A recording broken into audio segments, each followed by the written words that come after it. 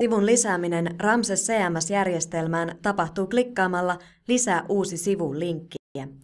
Avaavaan ikkunaan määritetään tarvittavat sivun tiedot, kuten sivun tyyppi, otsikko, nimi sekä URL-osoite. Voi joko täysin uuden sivun tai käyttää pohjana jo olemassa olevan sivun sisältöä. Vielä kielialue sekä sivulle teema. Raimalla sivu aina näkyvillä. Sivu lisätään navigaatioon. Lisää uusi sivu. Saat auki näkymän, jossa voit kirjoittaa sivulle sisältöä.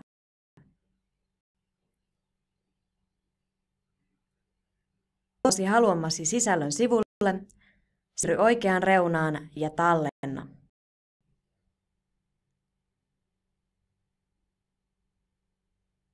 Kun sivustolle ja pität,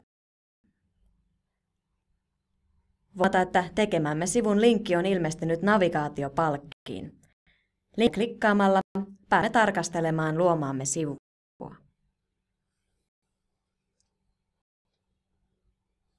CMS-järjestelmässä voimme lisätä uuden sivun myös vanhan sivun pohjalta.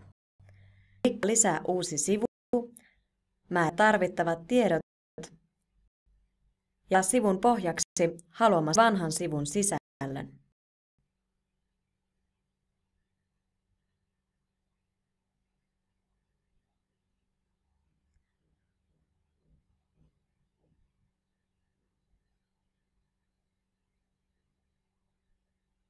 Klikkaat Lisää uusi sivu -painiketta.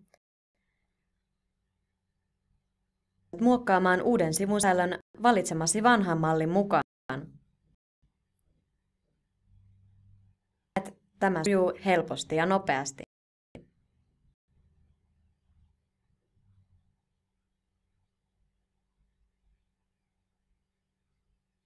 Voi muokata erikseen vasenta, oikea ja keskipalstaa.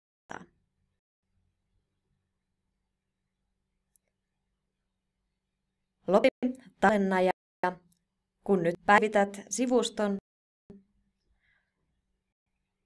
tarkastelemaan miltä lopputulos näyttää.